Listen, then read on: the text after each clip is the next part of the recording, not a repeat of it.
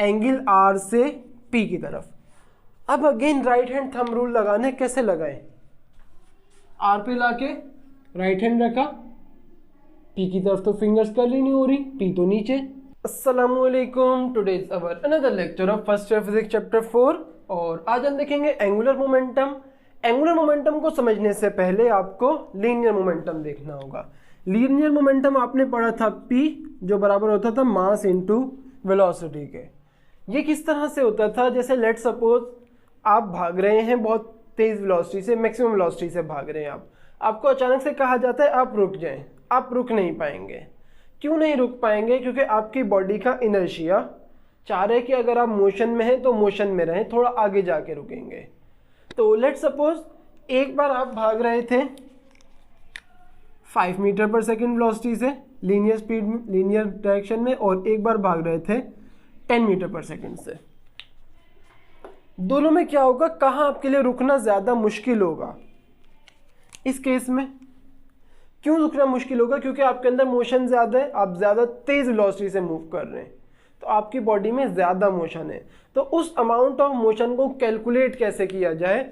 वो कैलकुलेट करता है ये P लीनियर मोमेंटम, कि आपकी बॉडी में कितनी ज़्यादा मोशन है, आप कितना ज़्यादा मूव कर सकते हैं, उसे हम P से रिप्रेजेंट करते हैं लीनियर मोमेंटम। या यूँ समझें कि एक बाइक है और एक ट्रक है, दोनों सेम वेलोसिटी से मूव कर रहे हैं। एक बाइक है, एक ट्रक है, दोनों सेम वेलोसिटी से मूव कर रहे हैं। किसमें अमाउंट ऑफ मोशन ज़्यादा होगी? जैसे दोनों को क्या होता है, बाइक भी चल रही थी, ट्रक भी चल रहा है, और 10 मीटर पर सेकंड से दोनों जा रहे थे, दोनों का इंजन बंद हो जाता है, कौन ज़्यादा आगे जाएगा? ट्रक में अमाउंट ऑफ मोशन ज़्यादा है, ट्रक ज़्यादा आगे जाके रुकेगा।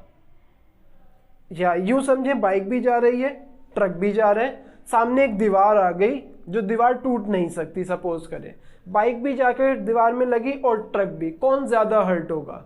जिसमें अमाउंट ऑफ मोशन ज़्यादा होगी। बाइक जाके दीवार में लगेगी, बाइक को कुछ नहीं होगा। ट्रक जाके जब लगेगा तो ट्रक का पूरा फ्रंट का पोर्शन दब जाएगा। क्यों? ट्रक में अमाउंट ऑफ मोशन ज़्यादा थी। उस अमाउंट ऑफ मोशन को कैलकुलेट किया जाता है इस स्मॉल p लीनियर मोमेंटम से। लीनियर मोशन होगी तो हम किसे यूज़ करेंगे? लीनियर मोमेंटम को, कि एक स्ट्रेट लाइन में बॉडी में कितनी मोशन है वो कौन बताएगा? Linear momentum. और अगर रोटेशनल मोशन में देखें, जैसे सपोज करें एक रॉड है हमारे पास और वो यहाँ से पिन हुई हुई है, यहाँ एक पिन लगी हुई है और ये ऐसे रोटेट कर सकती है। हमने क्या किया, इसके ऊपर बहुत ज़ोर से ऐसे फोर्स लगाई और ये मूव करना शुरू हो गई। सपोज करते हैं इसके अंदर यहाँ पे फ्रिक्शन नहीं है तो ये रोटेट करना शुरू होगी। इसमें भी अमाउंट ऑफ मोशन आ गई, लेकिन मोशन कौन सी है? Rotational motion. तो रोटेशनल अमाउंट ऑफ मोशन को कैलकुलेट करने के लिए जो चीज़ यूज़ होती है उसे हम बोलते हैं एंगुलर मोमेंटम। लीनियर मोशन में किसी की बॉडी की अमाउंट ऑफ मोशन कैलकुलेट करनी है तो लीनियर मोमेंटम, एंगुलर मोशन में आएंगे तो एंगुलर मोमेंटम। अब ये जो एंगुलर मोमेंटम है ये बराबर होता है, इसका एक्चुअली फॉर्मूला होता है R cross P। Cross product होता है R और P का। तो इसी वजह से हम इसे एक नाम और देते हैं और हम बोलते हैं मोमेंट ऑफ मोमेंटम। अब ये नाम कहाँ से आ रहा है? अगर आपको याद हो टॉर्क का आपने एक नाम पढ़ा था, मोमेंट ऑफ फोर्स। मोमेंट हम जब भी यूज करते हैं जब भी हम R से मल्टीप्लाई करवा देंगे, फोर्स को मल्टीप्लाई करवा रहे हैं R से, तो हमने क्या बोला? Moment of force. यहाँ हम क्या कर रहे हैं? मोमेंटम को मल्टीप्लाई कर रहे हैं R से, तो क्या हो गया? Moment of momentum. उससे क्या आया? Angular momentum. इसी तरह हमने मोमेंट ऑफ इनर्शिया भी देखा था, mr²। मास को किससे मल्टीप्लाई कर रहे हैं? 2 बार R से मल्टीप्लाई कर रहे हैं, तो इसे हम बोलते थे सेकेंड मोमेंट ऑफ मास। जब भी किसी क्वांटिटी को R से मल्टीप्लाई करवाएंगे तो हमें मोमेंट लगाना पड़ेगा वर्ड। 2 बार R से मल्टीप्लाई हो रहा है, R² है तो second moment of mass. R cross P एक बार R से मल्टीप्लाई हो रहा है, कौन? Linear momentum. तो क्या हो गया? मोमेंट ऑफ लीनियर मोमेंटम भी बोल सकते हैं आप, नॉर्मल मोमेंटम भी बोल सकते हैं। तो इसकी आपके पास जो नेचर होती है एंगुलर मोमेंटम की, वो आपके पास एक वेक्टर क्वांटिटी है ये। देन फॉर्मूला क्या होगा, फॉर्मूला तो हमने देख ही लिया, L बराबर है R क्रॉस P के। तो फॉर्मूला आपके पास क्या है कि ये एक वेक्टर है और क्रॉस प्रोडक्ट है R और P का। इसमें R आपके पास पोजीशन वेक्टर है और P आपके पास लीनियर मोमेंटम है। इसे हम अभी मज़ीद आगे फॉर्मूले को लेके जाएंगे, लेकिन पहले इनकी यूनिट्स वगैरह देखते हैं। लेट्स सपोज एंगुलर मोमेंटम की यूनिट फाइंड करनी है हमने, क्या हो जाएगी, R क्रॉस P फॉर्मूला है हमारे पास। R की यूनिट एक पोजीशन वेक्टर है, यूनिट क्या होगी, मीटर। मोमेंटम की यूनिट क्या होती थी, चलिए सपोज करें आपको नहीं याद मोमेंटम की यूनिट, वैसे आपने मोमेंटम की यूनिट जो पढ़ी है वो न्यूटन सेकंड पढ़ी है। किस तरह से, लीनियर मोमेंटम का फॉर्मूला होता था P इक्वल्स टू mv। मास की यूनिट क्या होती है, kg, और वेलोसिटी की मीटर पर सेकेंड। एक यूनिट आप लीनियर मोमेंटम की ये लिख सकते हैं, लेकिन आपने ये नहीं पढ़ी, आपने पढ़ी थी न्यूटन सेकंड। इसे भी देख लेते हैं कि ये कैसे आ रही है। लेट्स सपोज मैं इसे मल्टीप्लाई करवा देता हूँ सेकंड से, मल्टीप्लाई भी और डिवाइड भी, सेकंड सेकंड से कैंसिल होगा, वापसी वही चीज़ आ जाएगी। अब इस सेकंड को इस सेकंड से मल्टीप्लाई कर देते हैं, हमारे पास क्या आ जाएगा, किलोग्राम मीटर पर सेकंड स्क्वायर मल्टीप्लाई सेकंड। अब आपने एक फॉर्मूला पढ़ा है F equals to ma। Force की यूनिट न्यूटन, मास की kg और एक्सेलरेशन की मीटर पर सेकंड स्क्वायर। क्या ये वही चीज़ नहीं आ रही जो ये लिखी हुई है, किलोग्राम मीटर पर सेकंड स्क्वायर बराबर है न्यूटन के। तो हम यहाँ पे इस किलोग्राम मीटर पर सेकंड स्क्वायर की जगह हमने लिख दिया न्यूटन, और ये सेकंड एज इट इज़ आया। लीनियर मोमेंटम की आपको यूनिट पता लग गई, न्यूटन सेकंड। इस न्यूटन सेकंड को हमने R की जगह मीटर रख दिया, मोमेंटम की यूनिट न्यूटन सेकंड आ गई। अब आपके पास ये यूनिट बन नहीं रही होती मोमेंटम की, आप चाहें तो ये भी लिख सकते हैं अरेंज करके किस तरह से, न्यूटन मीटर इंटू सेकेंड, ये आपके पास एंगुलर मोमेंटम की यूनिट आ गई। आपने इसको लेट्स सपोज मज़ीद आसान करना है, तो वर्क डन का फॉर्मूला आपको पता है क्या होता है, F डॉट डी। वर्क की यूनिट क्या होती है, जूल। फोर्स की यूनिट न्यूटन, और डी क्या है, डिस्प्लेसमेंट यानी कि यूनिट मीटर। तो न्यूटन मीटर किसके बराबर आ गया, जूल के। इस न्यूटन मीटर की जगह जूल रख सकते हैं हम, तो एंगुलर मोमेंटम की यूनिट क्या आ जाएगी, जूल इंटू सेकेंड।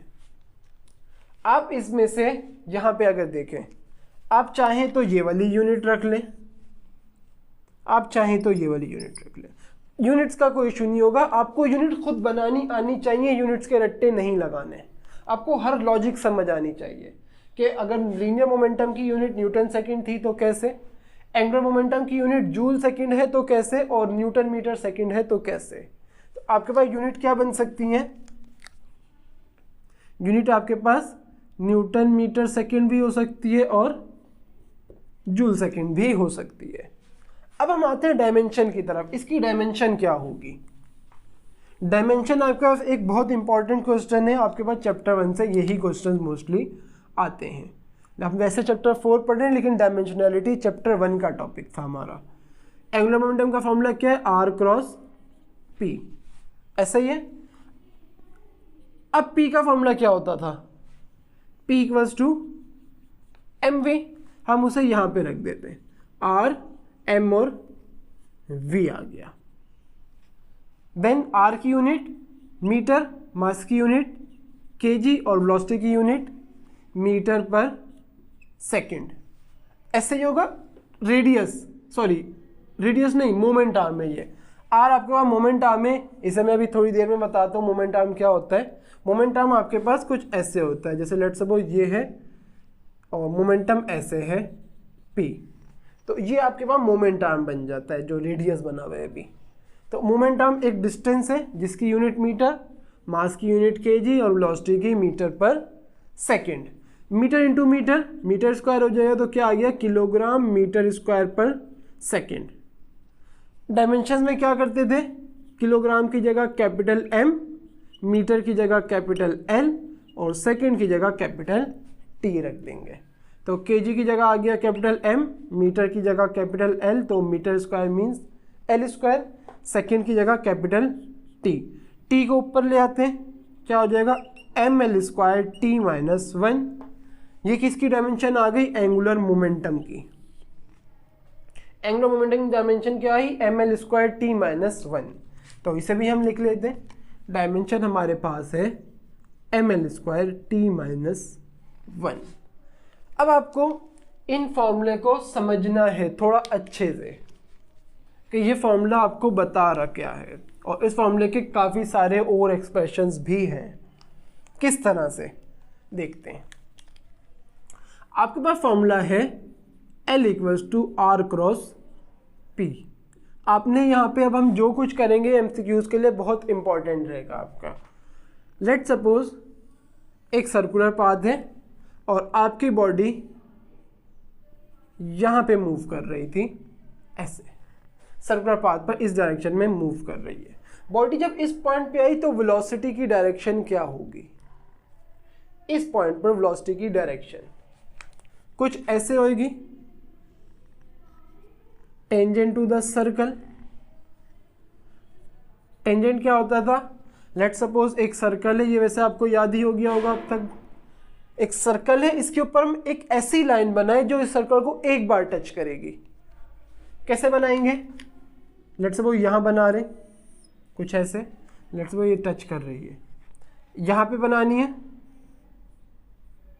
कुछ ऐसे, यहां पे बनानी है कुछ ऐसे। क्या मैं कहूं कि मुझे यहां पे एक टेंजेंट लाइन बनानी है और वो ऐसे बनेगी, तो फिलहाल तो लग रहा है कि एक ही बार टच कर रही है, लेकिन ऐसा है नहीं। अगर मैं इस लाइन को एक्सटेंड कर दूं तो ये सर्कल को दोबारा टच कर रही है। एक बार जो टच करेगी उसे हम टेंजेंट बोलते हैं। तो यहाँ पे अगर टेंजेंट देखें, ये एक टेंजेंट ही होगा, इसे हम जितना मर्जी एक्सटेंड करें ये दोबारा इस सर्कल को टच नहीं करेगा। और टेंजेंट पे डायरेक्शन कैसे बनाएंगे, जिस डायरेक्शन में बॉडी मूव कर रही है वहीं वेलोसिटी की डायरेक्शन आ जाएगी। और ये आपके पास एक डिस्टेंस आ रहा है जिसे हम r बोल रहे हैं, सही। देन यहाँ पे एंगल बन रहा है 90 डिग्री। अब अगर आप वापसी एक और डायग्राम पे हैं, लेट्स सपोज यही सेम डायग्राम मैं यहाँ बना रहा हूँ, बॉडी हमारी यहाँ पे, ये आपकी वेलोसिटी की डायरेक्शन और ये आपकी पोजीशन वेक्टर r आ गया। अब आप थोड़ा सा वापसी माइंड में आए, सॉरी माइंड में नहीं आए, थोड़ा रिमाइंड करवाएं अपने आप को। P equals to mv linear momentum का फॉर्मूला था। इसमें ये एक वेक्टर क्वांटिटी है मोमेंटम, मास एक स्केलर क्वांटिटी है और वेलोसिटी अगेन एक वेक्टर क्वांटिटी है। ये भी वेक्टर है, ये भी वेक्टर है। तो इस थोड़ी से ना इसको माइंड में रखें कि एक वेक्टर है, ये हमने चैप्टर 2 में देखा था। एक वेक्टर को हम मल्टीप्लाई करवा दें एक स्केलर से तो रिजल्ट में भी एक वेक्टर आएगा। एक वेक्टर को स्केलर से मल्टीप्लाई कराएं तो आंसर भी एक वेक्टर आएगा। अब जो ये वेक्टर होगा, इस वेक्टर की जो डायरेक्शन होगी सेम वही डायरेक्शन इस वेक्टर की होगी, क्योंकि स्केलर मल्टीप्लिकेशन से वेक्टर की डायरेक्शन चेंज नहीं होती। वेक्टर को स्केलर से मल्टीप्लाई करवाया, रिजल्ट में एक वेक्टर ही आएगा। अगर नहीं समझ आ रही तो देखें, let's suppose 2i plus 4j एक वेक्टर है, इसे हमने मल्टीप्लाई करवा दिया एक स्केलर 5 से। नंबर एक स्केलर होता है, 2i इंटू 5, 2 मल्टीप्लाई 5 क्या आ जाएगा 10 और i as it is, plus 4 into 5 20 और j एज इट इज़ आ गया। क्या हुआ, एक वेक्टर को एक स्केलर से मल्टीप्लाई कराया, रिजल्ट में भी वेक्टर आया। और जो डायरेक्शन इस वेक्टर की होगी सेम वही डायरेक्शन इस वेक्टर की होगी। तो इसी कंडीशन को यहाँ पे लाए, क्या हो रहा है, वेक्टर और स्केलर मल्टीप्लाई होने, ये रहा वेक्टर, सॉरी ये रहा स्केलर और ये रहा वेक्टर। एक स्केलर और एक वेक्टर मल्टीप्लाई हो रहे, रिजल्ट में क्या आ रहा है, एक वेक्टर आ रहा है P। मीन्स जो डायरेक्शन वेलोसिटी की होगी सेम वही डायरेक्शन लीनियर मोमेंटम की होगी। तो मैं यहाँ बोल सकता हूँ कि ये जो वेलोसिटी की डायरेक्शन है सेम यही डायरेक्शन लीनियर मोमेंटम की भी होगी। ऐसा ही है ना, वेक्टर कहाँ से आ रहा है, स्केलर और वेक्टर की मल्टीप्लीकेशन से। तो जो वेक्टर की डायरेक्शन इसकी होगी सेम वही इसकी होगी। अब आपके पास वापसी यहाँ पे आते हैं, ये आर आपके पास क्या होता है, हमारी जो बॉडी है वो एक पॉइंट के अबाउट रोटेट कर रही है, और वो पॉइंट कौन सा है, ये वाला, ऐसा ही है। और आर आपके पास क्या है, पोजीशन वेक्टर। आर आपके पास लाजमी याद रखना है, ये रेडियस नहीं है, ये इस गलतफहमी में आपने नहीं रहना, एक पोजीशन वेक्टर है आर।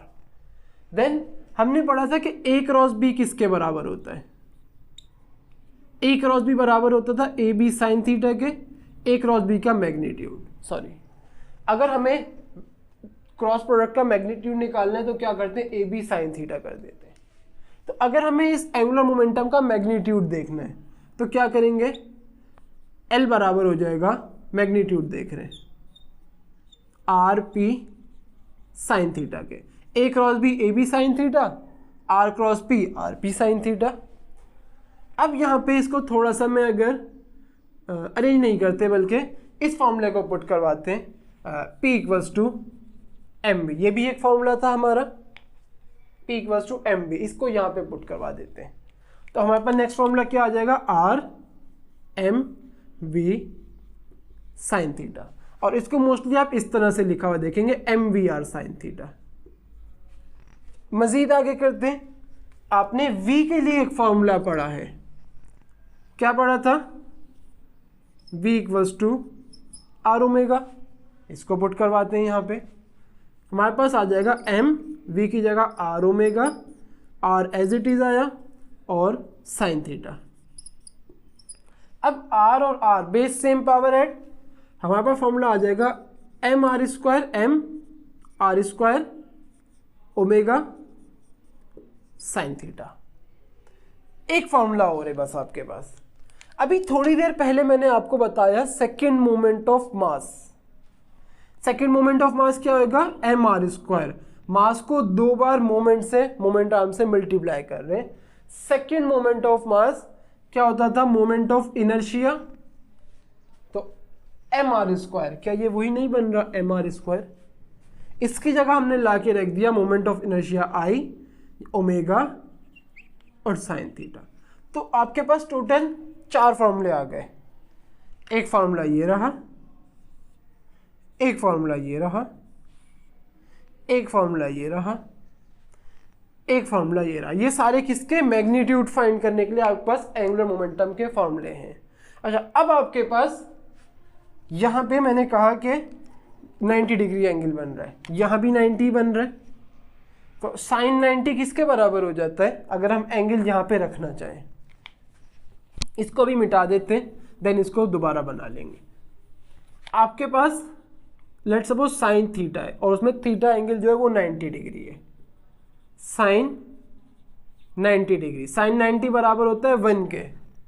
तो अगर हम यहाँ पे साइन थीटा की जगह 90 डिग्री रख दें तो क्या हो जाएगा, साइन थीटा की जगह 1 आएगा, हमारे पास फॉर्मूला क्या हो जाएगा, सिंपल आर पी।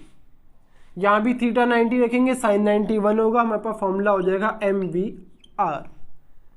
जहाँ भी साइन थीटा 90 रखेंगे, हमारे पास फॉर्मूला हो जाएगा एम आर स्क्वायर ओमेगा, और यहाँ भी 90 रखेंगे, जहाँ फॉर्मूला हो जाएगा आई ओमेगा। तो अगर पोजीशन वेक्टर आर और लीनियर मोमेंटम पी के बीच में एंगल 90 डिग्री होगा तो आप डायरेक्टली ये वाले फॉर्मूले यूज़ कर सकते हैं। हाँ, अगर 90 डिग्री नहीं है, ये ज़रूरी बिल्कुल भी नहीं है कि हमेशा 90 डिग्री होगा, अगर 90 नहीं है तो आपको ये फॉर्मूले देखने पड़ेंगे। तो आप बेहतर है ये वाले फॉर्मूले याद रखें, 90 आ जाए तो साइन 90 रख के खुद ही बना लें फॉर्मूला, कोई इशू नहीं होगा आपको। तो आपके पास ये आ गए कुछ फॉर्मूले जो इसी के इक्विवेलेंट है, इसी फॉर्मूले से हमने सारे फॉर्मूले ये वाले बनाए, कोई मुश्किल नहीं है इनमें भी। अच्छा, अब क्या करते हैं, आपको इनकी डायरेक्शंस देखनी है, डायरेक्शन कैसे आ सकती हैं, देखते हैं कैसे आएंगी। हमने ये बात बहुत अच्छे से पढ़ी है कि ए क्रॉस बी, दो वेक्टर्स का क्रॉस प्रोडक्ट लेते हैं तो रिजल्ट में भी क्या आएगा, एक वेक्टर आएगा, लेट सपोज वो सी है, सही। दो वेक्टर का क्रॉस प्रोडक्ट लिया, एक नया वेक्टर आएगा सी। जहाँ में भी कुछ ऐसा ही हो रहा है, दो वेक्टर्स का क्रॉस प्रोडक्ट लिया, पोजीशन वेक्टर और लीनियर मोमेंटम का, एक नया वेक्टर आ गया एंगुलर मोमेंटम। अब हमने देखा था कि ए और बी क्रॉस प्रोडक्ट ने जो नया वेक्टर आएगा वो ए के भी परपेंडिकुलर होगा और बी के भी परपेंडिकुलर होगा। किस तरह से? लेट सपोज ये हमारा वेक्टर ए है और ये हमारा वेक्टर बी है, सही। और ए क्रॉस बी कर रहे हैं हम। ए क्रॉस बी का मतलब होता है कि एंगल ए से बी की तरफ जाएगा। कैसे? ए वेक्टर ये रहा तो एंगल की भी डायरेक्शन बनानी पड़ेगी ए से बी की तरफ। अब जो नया वेक्टर सी आ रहा है उसकी डायरेक्शन कैसे देखेंगे?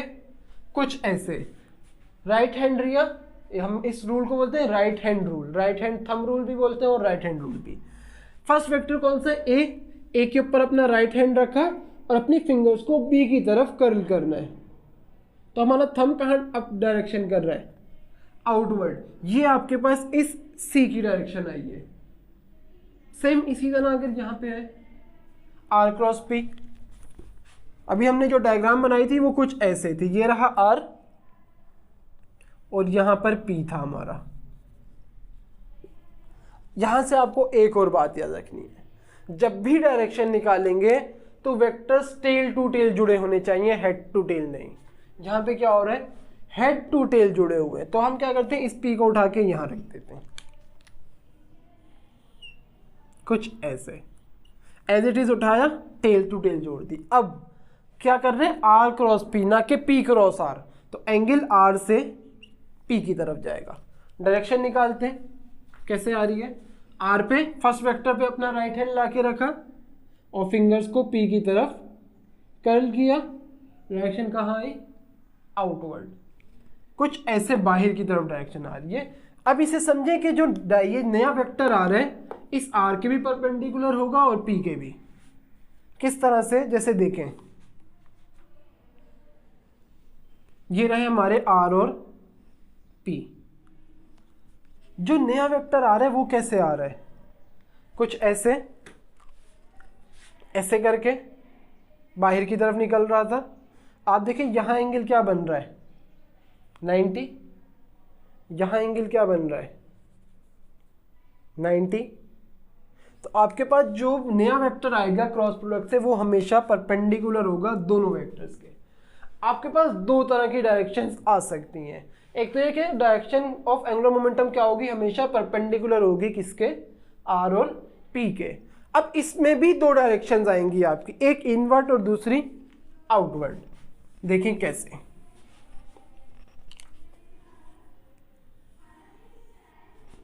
दो सर्कल्स हैं, दोनों में बॉडी यहां पे, लेकिन थोड़ी सी कंडीशन चेंज कर रहे हैं। एक बार बॉडी ऐसे रोटेट कर रही है, एक बार बॉडी ऐसे रोटेट कर रही है। तो यहां पे मोमेंटम की डायरेक्शन क्या हो जाएगी? कुछ ऐसे। लेकिन यहां पे मोमेंटम की डायरेक्शन क्या होगी? एक बार बॉडी ऐसे आ रही है तो डायरेक्शन कहां चली गई? डाउनवर्ड। लेकिन आर चेंज नहीं होगा। आर कैसे होएगा? जैसे पहले था बिल्कुल वैसे ही रहेगा। ये आ गया आपका आर और इसी तरह यहाँ पे भी ये आ गया आपका सेंटर से आर।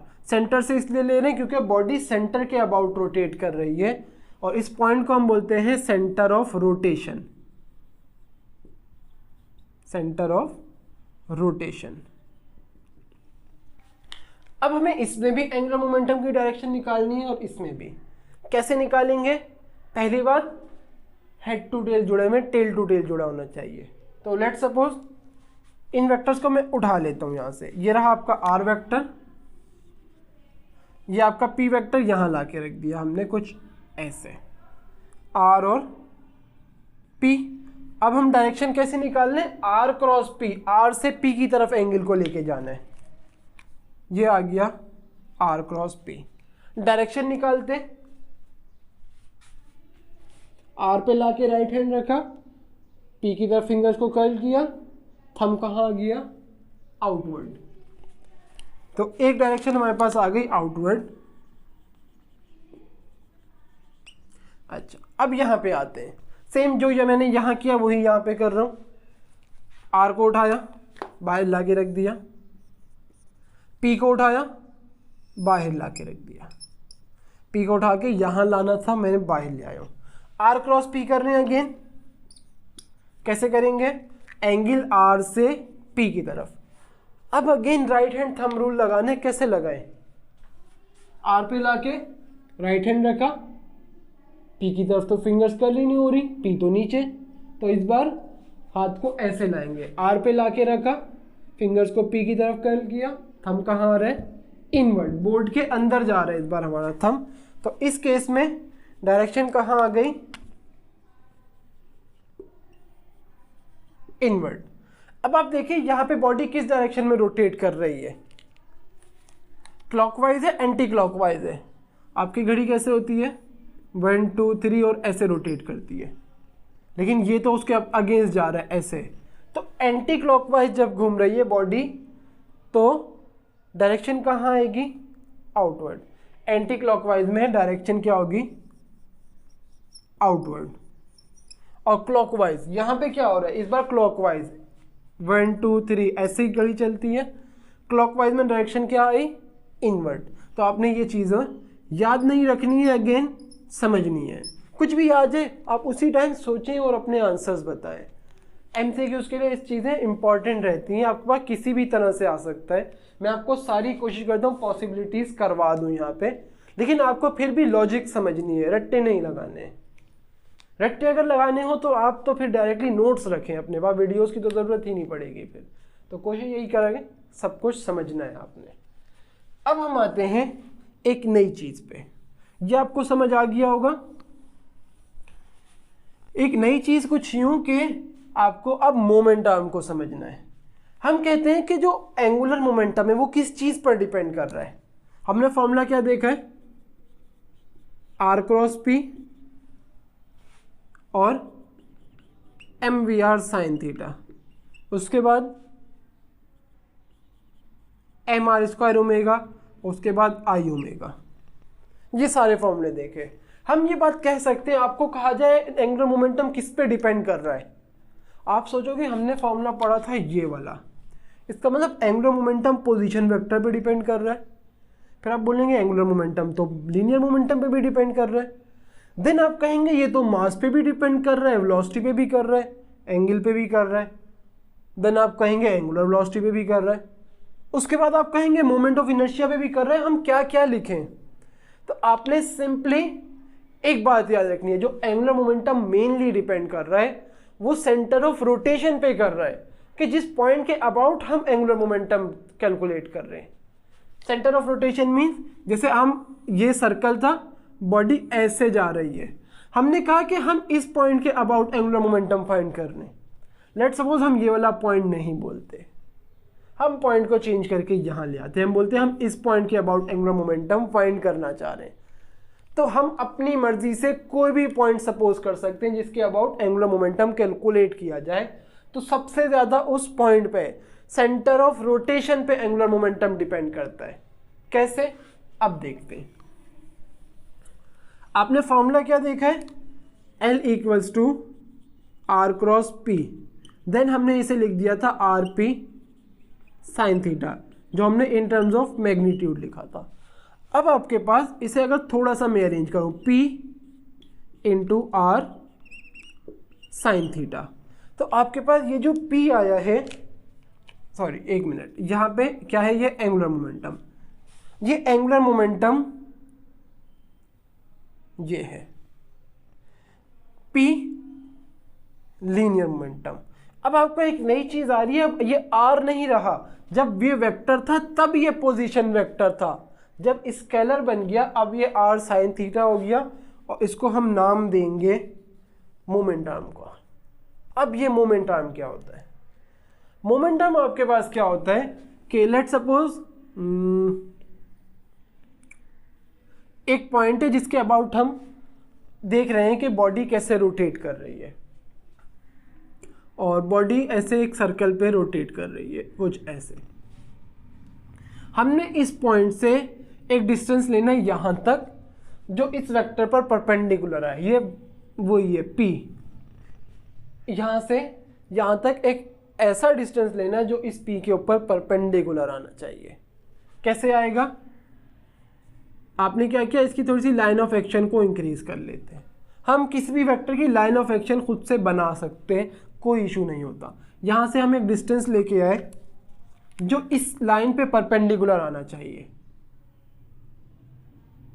इस डिस्टेंस को हम कहते हैं moment arm R sine theta. इसे अभी हम समझते हैं कि ये आर साइन थीटा ये फॉर्मूला कैसे आ रहा है।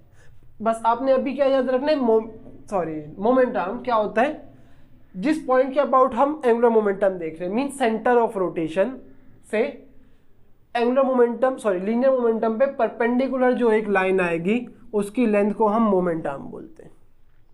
अब लेट सपोज करते हैं, इसे बहुत अच्छे से समझ लेते हैं एक ही बार। एक एग्जाम्पल लेते हैं, बहुत अच्छी एग्जाम्पल माइंड में आ रही है। एक पार्टिकल है जिसका मास है m, सही है, और ये इस डायरेक्शन में मूव कर रहा है विद वेलोसिटी v। एक पार्टिकल जिसका मास m और इस डायरेक्शन में वो वेलोसिटी से मूव कर रहा है।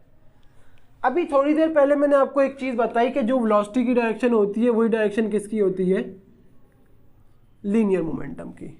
ऐसे कुछ देखा था, P = mv, मास तो स्केलर है तो ये वेक्टर दोनों की डायरेक्शन सेम। तो मैंने कहा वेलोसिटी की डायरेक्शन ये, इसका मतलब लीनियर मोमेंटम की डायरेक्शन भी यही है। और हमें एंगुलर मोमेंटम कैलकुलेट करना है किस पॉइंट के अबाउट, इस पॉइंट के अबाउट। इस पॉइंट को हम O बोल देते हैं, ये हमारा ओरिजिन है। ओरिजिन मीन्स जहाँ से हम चीज़ों को कैलकुलेट करते हैं, जहाँ से हमारी कैलकुलेशन स्टार्ट होती हैं। तो मुझे क्या करना पड़ेगा, पोजीशन वेक्टर क्या था, दोनों चीज़ों में आपने डिफरेंस रखना है। एक क्या है, एक आपके पास है पोजीशन वेक्टर जो क्या है आर वेक्टर है आपके पास, और मोमेंट आर्म आपके पास बराबर होता है आर साइन थीटा के, जो स्केलर कंडीशन है। ये वेक्टर कंडीशन है पोजीशन वेक्टर, मोमेंट आर्म एक स्केलर कंडीशन है। तो आपके पास इस पॉइंट से डायरेक्टली जो यहां पे एक वेक्टर आएगा आर,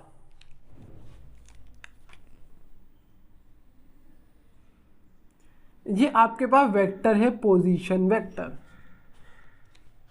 अब इसको हमने ब्रेक करना है इसके कंपोनेंट्स में, और या डायरेक्टली आप यूं समझें कि हमें इस पॉइंट से एक ऐसा डिस्टेंस चाहिए जो यहां पे 90 डिग्री बनाए। क्या करेंगे, इसका लाइन ऑफ एक्शन बढ़ा देते हैं, कुछ ऐसे हो जाएगा लाइन ऑफ एक्शन। अभी थोड़ी देर पहले मैंने बताया हम वेक्टर्स के लाइन ऑफ एक्शन बढ़ा सकते हैं। और इस आर का पॉजिटिव एक्स एक्सिस से हमेशा एंगल कहां से लेते हैं, पॉजिटिव एक्स एक्सिस से, वो एंगल बन रहा है थीटा, सही है। अब हम ये करते हैं कि एक्स और वाई एक्सिस ले लेते हैं। ये आपकी एक्स एक्सिस तो आ ही गई, यहां हमने एक वाई एक्सिस ले ली, ये आपकी वाई एक्सिस। इसे हम कंपोनेंट्स में ब्रेक कर रहे हैं। इस आर को कैसे करेंगे, एक्स और वाई पे परपेंडिकुलर गिराएंगे। एक परपेंडिकुलर इसकी हेड से एक्स पे, परपेंडिकुलर क्या होता है, जो हेड से एक्स एक्सिस पर 90 डिग्री बनाए। ये देखें 90 डिग्री बन रहा है। ये आपके पास एक आ गया है आर एक्स, और दूसरा ये आपके पास ऑलरेडी लाइन आई हुई है, ये देखें परपेंडिकुलर है। ये आपके पास आ गया आर वाई। इस आर वाई को मैं उठा के यहां ले आता हूं, वहां से उठ के आर वाई यहां पे आ गया, एक कंप्लीट ट्राइंगल बन गया। अगर आप देखें ओ ए बी, इसमें बेस कौन सी साइड होगी, जिस साइड के साथ एंगल और 90 डिग्री बनता है वो बेस होती है। तो इसका मतलब ये वाली साइड, एंगल भी यहां बन रहा है इस साइड के साथ और 90 भी बन रहा है, तो ये साइड क्या है बेस, और एंगल के सामने वाली साइड परपेंडिकुलर। परपेंडिकुलर के साथ हमेशा क्या लगता है, क्या लगता है परपेंडिकुलर के साथ, साइन थीटा। तो आर वाई किसके बराबर हो जाएगा, आर साइन थीटा के, और बेस के साथ हमेशा कॉस लगता है, उसकी हमें नीड नहीं है। अगर आप देखें ये जो आर वाई है ये वही परपेंडिकुलर डिस्टेंस है सेंटर ऑफ रोटेशन से लाइन ऑफ एक्शन पे। हमने अभी थोड़ी देर पहले यही देखा था, ऐसे करके मैंने P बनाया था और ऐसे करके मैंने कहा था कि यहाँ आपके 90 डिग्री बन रहा होगा, तो इसे हमने R बोल दिया था वेक्टर में। यहाँ पे आप आए RY, इसको मैं यहाँ बनाता हूँ। देखें, ये उसकी वेलोसिटी थी और ये उसका सेंटर ऑफ रोटेशन था। वेलोसिटी को हमने थोड़ा सा इंक्रीज किया और यहाँ से एक परपेंडिकुलर बना दिया 90 डिग्री इसके ऊपर। ये बिल्कुल यही तो बन रहा है, वेलोसिटी की लाइन ऑफ एक्शन बढ़ाई, सेंटर ऑफ रोटेशन से एक 90 डिग्री बना दिया, जो कि आ गया RY। RY किसके बराबर है? R साइन थीटा के। तो ये जो R साइन थीटा आया है, ये आपके पास क्या है? ये वही मोमेंट आर्म है जिसकी मैं बात कर रहा था। तो आपके पास क्या हुआ कि इसमें जो एंगुलर मोमेंटम होगा वो किसके बराबर होगा? एंगुलर मोमेंटम का मैग्नीट्यूड बराबर होगा linear momentum into R sign theta के। इसी में मैं आपको एक चीज़, एक कंडीशन छोटी सी देता हूँ। सेम यही है, सेम यही फिगर है। ये रहा वही मास m, वेलोसिटी की डायरेक्शन ये, इसका मतलब लीनियर मोमेंटम की डायरेक्शन भी ये। और इस बार जिस पॉइंट के अबाउट हम मोमेंटम कैलकुलेट करना चाह रहे हैं वो यहाँ नहीं है, बल्कि वो यहाँ पे। सही है? तो R कहाँ आ गया? R भी यहीं आ गया, क्योंकि पहले पॉइंट यहाँ था तो हमने R ऐसे बना दिया था। इस बार पॉइंट यहाँ है तो R ऐसे आ गया।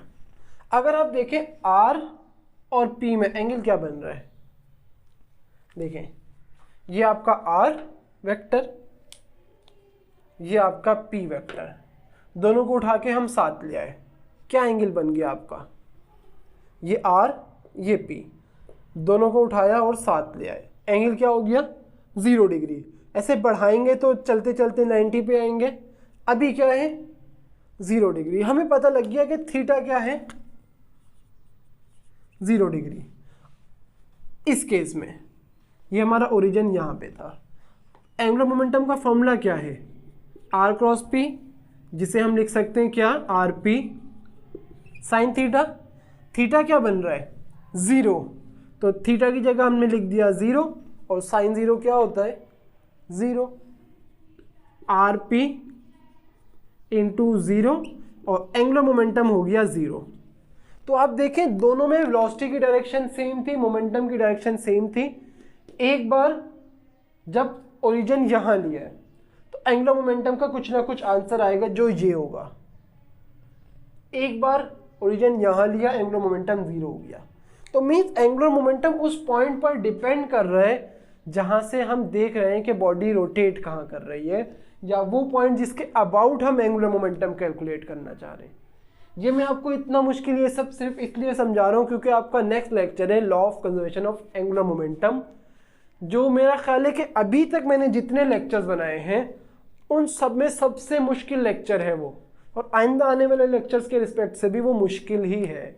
ये सब समझना आपके लिए ज़रूरी है कि ओरिजिन के चेंज होने से एंगुलर मोमेंटम चेंज हो जाता है। एंगुलर मोमेंटम कैसे? ओरिजिन चेंज हुआ, एंगुलर मोमेंटम भी चेंज हो गया। तो आपको ये बात लाजमी समझनी है। एक बार ओरिजिन हमने यहाँ रखा तो एंगुलर मोमेंटम की कुछ ना कुछ वैल्यू आएगी, लेकिन जब हमने उसके बिल्कुल सामने ला के रख दिए वेक्टर्स तो एंगुलर मोमेंटम डायरेक्टली 0 हो जाएगा। अब आपके पास इन्हें मिटा देते हैं, इसकी भी अब ज़रूरत नहीं है। अब आपके पास आता है कि एंगुलर मोमेंटम मैक्सिमम और मिनिमम कब हो सकता है। तो बहुत आसान है ये चीज़। एंगुलर मोमेंटम का मैक्सिमम और मिनिमम क्या होते हैं? मैग्नीट्यूड होते हैं। तो हम मैग्नीट्यूड वाले फॉर्मूला यूज़ कर रहे हैं। Let's suppose MVR sine theta, ये वाला फॉर्मूला यूज़ कर सकते हैं। आप चाहें तो PR साइन थीटा भी कर सकते हैं या RP साइन थीटा, कोई सा भी फॉर्मूला कर लें, आपकी मर्जी है, कोई इशू नहीं है। इसी तरह I omega sine theta, MR square sine theta, MR square omega sine theta, इन फॉर्मूलों को आप यूज़ कर सकते हैं, कोई मसला नहीं होगा। सबसे पहले हम देखते हैं L max. Maximum angular momentum कब होगा? मैक्सिमम एंगुलर मोमेंटम तब होगा जब आपके पास ये जो थीटा है ये 90 डिग्री होगा। जब थीटा 90 होगा तो आपके पास क्या हो जाएगा कि L equals to MVR sine 90 degree, और साइन 90 क्या हो जाता है? साइन 90 हमारे पास हो जाता है 1, तो ये क्या हो गया MVR इंटू 1, और जो मैक्सिमम आया L मैक्स वो होगा MVR। अगर मिनिमम की बात की जाए, अब हम क्या देख रहे हैं? L मिन, मिनिमम एंगुलर मोमेंटम। मिनिमम कब होगा? फॉर्मूला क्या है? L equals to MVR sine theta. Theta जब 0 डिग्री होगा तो एंगुलर मोमेंटम मिनिमम हो जाएगा। देखते हैं। अच्छा, एक चीज़ की मिनिमम वैल्यू क्या हो सकती है? लेट्स सपोज मैं बोलता हूँ एक बॉडी में एंगुलर मोमेंटम है 10 और आप उससे कम बताओ। लेट्स सपोज आपने 5 बोल दिया, 4 3 2 1 0, 0 मिनिमम हो सकता है। तो हमारे पास जो मिनिमम एंगुलर मोमेंटम होगा वो 0 आ सकता है। देखते हैं आ रहा है कि नहीं आ रहा। MVR sine 0 degree. अब हमें ये बात पता है कि साइन 0 बराबर होता है 0 के, तो क्या हो जाएगा MVR इंटू 0, और पूरी वैल्यू क्या हो गई 0। Minimum angular momentum 0, maximum angular momentum MVR। अच्छा, यही आप अगर दूसरे फॉर्मूले यूज़ करते तो यहाँ पे RP भी आ सकता था, यहाँ पे MR² ओमेगा भी आ सकता था, और यहाँ पे I ओमेगा भी आ सकता था। ये सारे मैक्सिमम एंगुलर मोमेंटम है, तो आपको ये चीज़ें लाजमी याद रखनी है। तो मेरा ख्याल है आज का लेक्चर यहीं पे एंड करते हैं। काफ़ी सारा हो गया आज का। इस सब को आपने लाजमी समझना है। Law of conservation of momentum एक बहुत मुश्किल टॉपिक आया हुआ है आपकी बुक में। पहले ये आसान होता था, अब मुश्किल हो गया है, तो आपने उसे भी अच्छे से समझना है। आज का लेक्चर यहीं पे एंड करते हैं। अल्लाह हाफिज़।